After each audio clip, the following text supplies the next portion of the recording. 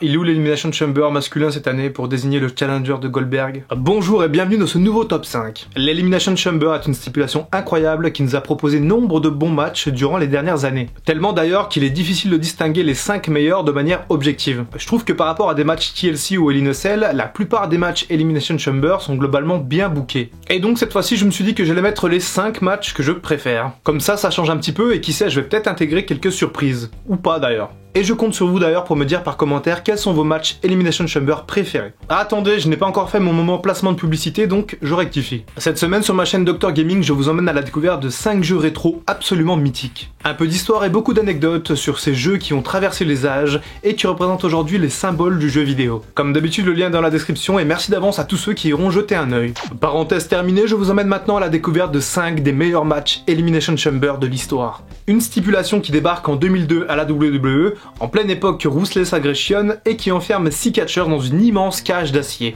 2 catcheurs démarrent sur le ring et les 4 autres sont enfermés dans des cellules. Toutes les 5 minutes, l'un des catcheurs enfermés sort de sa tanière et affronte ses adversaires pour les éliminer. Et le dernier debout est déclaré vainqueur du match. Historiquement, la stipulation Elimination Chamber a souvent été utilisée comme match de championnat ou pour définir le challenger numéro 1. D'ailleurs, au départ, le match pouvait avoir lieu dans n'importe quel pay-per-view et le catcheur champion devait défendre sa ceinture dans la structure. La stipulation a ensuite été placée d'abord au sein du pay-per-view No Way Out, puis de Elimination Chamber. Et je vais prendre quelques instants avant de démarrer pour vous parler des toutes premières éditions de l'Elimination Chamber. Le tout premier match a eu lieu lors des Survivor Series 2002 et a vu le Heartbreak Kid Shawn Michaels remporter son dernier titre de champion du monde. Et puis le deuxième en 2003, avec un Triple H champion du monde poids lourd mais blessé qui doit survivre dans la cage face à plusieurs menaces et notamment la pire d'entre elles, Goldberg. Oui, je sais, c'est pas le moment de parler de Goldberg. Toutefois, les foules de l'époque étaient particulièrement excitées à l'idée de voir Goldberg dans cette cellule infernale. Et ils ont eu raison puisque ce cher Bill va faire un véritable carnage au sein de la cellule. La troisième édition n'est pas en reste avec une confrontation entre tous les mastodontes de Raw début 2005. Et puis ce suspense concernant une éventuelle trahison de Batista sur son mentor Triple H. Ou alors le quatrième qui voit le champion de la WWE John Cena triompher dans la cage infernale avant de recevoir le tout premier cash-in du Money in the Bank de l'histoire de la part de Edge. Bon, même si j'aimerais pouvoir tous vous les raconter, il est maintenant temps de vous parler des 5 que j'ai sélectionnés pour cette vidéo. Et je ne vais pas les classer mais plutôt vous en parler de manière chronologique. Et si vous êtes de la génération NT1, je pense que vous allez apprécier. Le premier Elimination Chamber match dont j'aimerais vous parler, celui de No Way Out 2008, impliquant les catcheurs de Raw. Le tout dans le but de devenir le challenger numéro 1 au titre de Randy Orton lors de WrestleMania 24. Et quel casting pour cette édition! Le Samoan Bulldozer Umaga, Chris Jericho, Shawn Michaels, JBL, le champion intercontinental Jeff Hardy et Triple H. Et ce sont les deux rivaux de toujours, à savoir Y2J et le Heartbreak Kid qui démarrent ce match épique. D'ailleurs, si ça vous intéresse, j'ai fait toute une vidéo sur la rivalité autour de Shawn Michaels et Chris Jericho, je vous mets un petit lien dans la description. A noter que pour ce match, il n'y a que 2 heels, à savoir JBL et Umaga. Le regretté Samoan Bulldozer qui débarque en 3ème position et fait le ménage sur le ring. Il faut savoir qu'à l'époque, Umaga était construit comme un heel presque imbattable et ultra dominateur. Jericho et Michaels se retrouvent ensuite aux mains du vicieux JBL qui s'associe à Umaga pour faire régner le chaos. Triple H arrive ensuite au ring pour une ovation incroyable. Quelques instants plus tard, Chris Jericho élimine JBL, qui en bon heel killer vient offrir gracieusement quelques coups de chaise. Jeff Hardy débarque sur le ring, tandis que Umaga fait passer Chris Jericho à travers le plexiglas de l'une des cellules. Le chaos est partout. Le final est alors épique puisqu'il oppose les deux plus grands babyface de l'époque, à savoir Jeff Hardy et Triple H. Et la foule est à fond, un peu plus d'ailleurs du côté de Jeff que de Triple H. C'est peut-être ce paramètre qui pousse The Game à aller chercher une chaise pour en finir avec le fougueux Jeff Hardy. Le roi des rois gagne ce match et gagne par la même occasion son billet pour le main event de WrestleMania 24, qui verra John Cena s'ajouter à l'équation malgré sa défaite contre le champion Randy Orton durant la même soirée. Ce match était vraiment bon et c'est un véritable plaisir de le revoir même des années plus tard. Et personnellement à l'époque, je pensais que c'était Jeff Hardy qui allait gagner le match. Jeff Hardy était indiscutablement le catcheur le plus populaire de la promotion à l'époque et beaucoup le voyaient dans l'un des main events de WrestleMania. Une victoire de Jeff Hardy ce soir-là aurait sans doute occasionné l'une des plus grandes pop de la décennie. Malheureusement, Jeff Hardy n'a ni gagné ce match, ni même participé à WrestleMania 24, puisque le 10 mars, il écope d'une suspension de 60 jours pour une deuxième infraction au programme Wellness Policy. Et c'est d'ailleurs Chris Jericho qui récupérera son titre intercontinental par la suite. Je vais maintenant vous parler d'une nuit absolument incroyable, et notamment pour les fans de catch de la génération NT1, puisque cette fois-ci je vous parle de No Way Out 2009. Et le show comporte 2 Elimination Chamber qui définiront les champions qui se présenteront lors de WrestleMania 25. Et à l'époque, Edge est champion de SmackDown, tandis que John Cena est champion de Raw. Le match qui nous intéresse est plutôt celui de Raw, mais avant ça je suis obligé de vous parler de celui de SmackDown.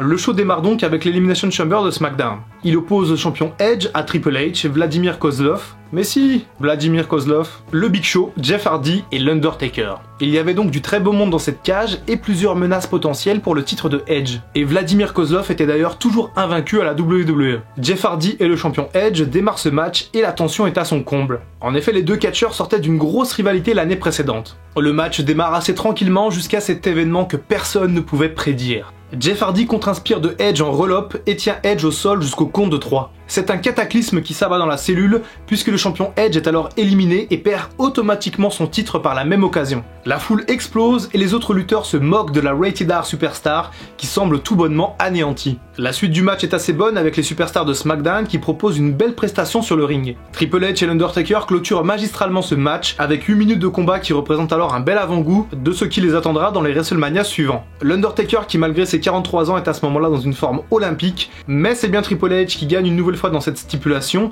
et qui devient champion pour la 13e fois de sa carrière. Maintenant que le contexte est posé, laissez-moi vous parler du second match Elimination Chamber de cette soirée. Les participants pour l'édition de Raw sont le champion John Cena, Mike Knox, Kane, Chris Jericho, Rey Mysterio et Kofi Kingston. Et la surprise, au moment où Kofi Kingston fait son entrée, il est attaqué lâchement par Edge, qui l'assomme et qui va lui piquer sa place dans la cellule.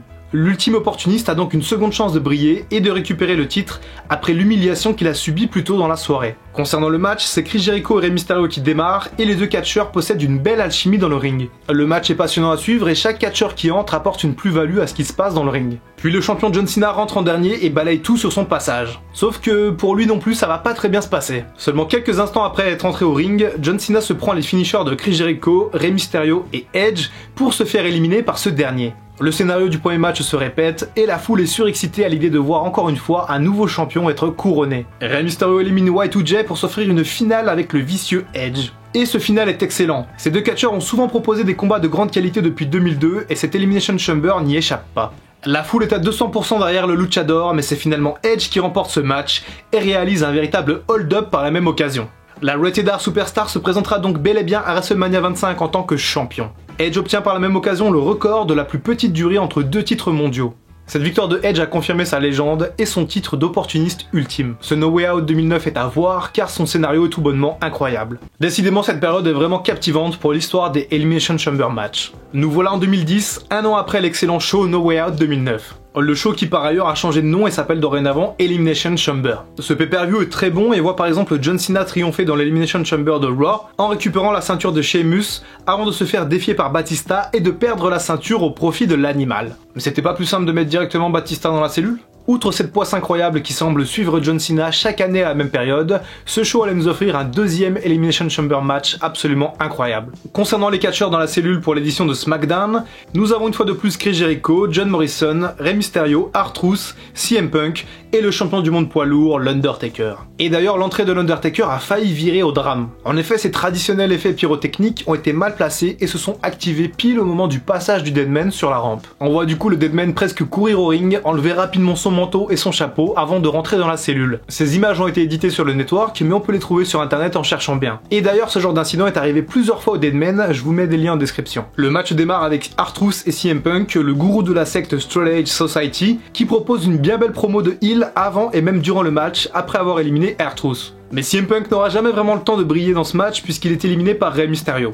S'ensuit alors un combat encore une fois très intéressant entre le luchador et Chris Jericho. Après 10 minutes d'une bataille très intense impliquant en plus John Morrison, le champion Undertaker arrive sur le ring et semble déterminé à gagner pour se présenter à WrestleMania en tant que champion du monde. On assiste à de superbes spots durant ce match, dont celui où Chris Jericho s'enferme dans sa cellule par peur de l'Undertaker, ou encore John Morrison qui escalade la structure pour se lancer sur ses adversaires du haut de la cage. Le final oppose Y2J à l'Undertaker, et au moment où Chris Jericho semble à bout de souffle, une drôle de surprise vient perturber le match. Shawn Michaels arrive dans la cellule en passant par l'intérieur pour s'en prendre directement au Deadman.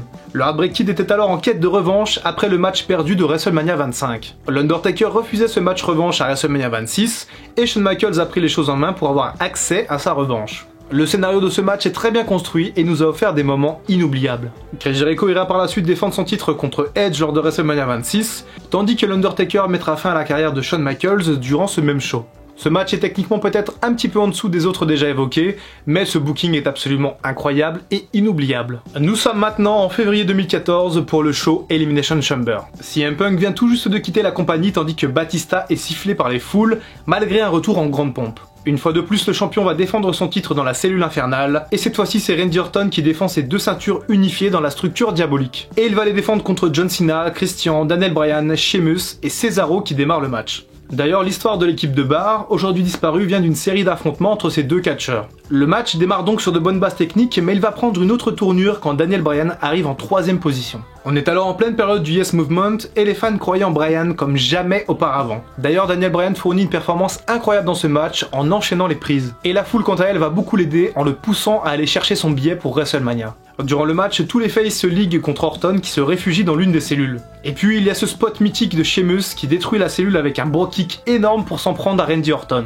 Christian, qui était de retour à la WWE pour l'occasion, livre une performance très correcte. Il a notamment pris des risques en effectuant un frog splash du haut de l'une des cellules. Le match propose d'autres séquences magnifiques, et notamment des échanges entre John Cena, Daniel Bryan, Randy Orton et Cesaro. Et puis au moment où John Cena commence à devenir invincible, la Wyatt Family apparaît sur le ring pour s'en prendre à lui. Le champ est alors éliminé et la rivalité entre lui et Bray Wyatt peut démarrer. Le final oppose le champion Randy Orton à Daniel Bryan, et c'est un moment fantastique. La foule est à fond derrière Bryan qui doit s'occuper à la fois de la vipère mais également des interventions de Kane qui au final vont aider Randy Orton à conserver ses ceintures. Ce match a beaucoup servi pour ajouter encore un peu plus d'engouement autour de Daniel Bryan et de son Yes Movement. Une construction logique et frustrante avant son heure de gloire lors de WrestleMania 30. En 2017, la WWE était encore en pleine brand extension, ce qui signifie tout simplement que le pay-per-view était exclusif au roster de SmackDown. Et John Cena est à nouveau présent pour défendre cette fois-ci son 16e titre de champion du monde. Il venait tout juste d'égaler Ric Flair avec un 16e titre mondial en battant AJ Styles lors du pay-per-view Royal Rumble un mois plus tôt.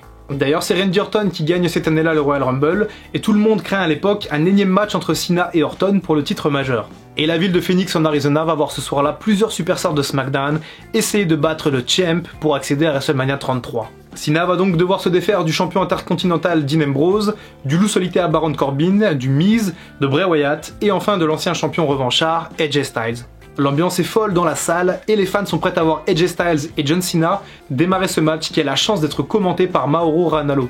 A noter qu'à partir de cette édition, la cage est un peu modifiée en offrant un plus grand espace aux catcheurs impliqués. Le match est excellent et les arrivées des autres catcheurs viennent pimenter un match déjà éblouissant. De nombreux spots sont assez intenses durant ce match, avec des violentes chutes et de nombreux coups contre le plexiglas. Des tapis noirs recouvrent les grilles du sol et semblent avoir été renforcés pour éviter de blesser les catcheurs sur certaines chutes. Bray Wyatt fournit un excellent travail sur le ring et se voit récompensé en étant dans les 3 derniers survivants avec AJ Styles et le champion John Cena. John Cena qui au passage est particulièrement sifflé durant ce match. La foule avait sans doute un peu de mal à accepter qu'il soit une fois de plus le champion. Ça expliquerait sans doute pourquoi la foule a littéralement exulté quand Bray Wyatt a éliminé le champion avec son sister Abigail. Et ensuite, le mangeur de monde parvient à battre le Phenomenal One pour s'adjuger son tout premier titre de champion du monde. C'est à l'époque une immense surprise tant Bray Wyatt semblait être en perte de vitesse. La suite sera un peu plus décevante pour lui, puisqu'il perdra vite le titre face à Randy Orton dans un match oubliable. Un petit gâchis dont je vous parle dans la vidéo sur les pires matchs de la décennie. Voilà, c'est tout pour cette vidéo sur les matchs Elimination Chamber, j'espère que le contenu vous a plu,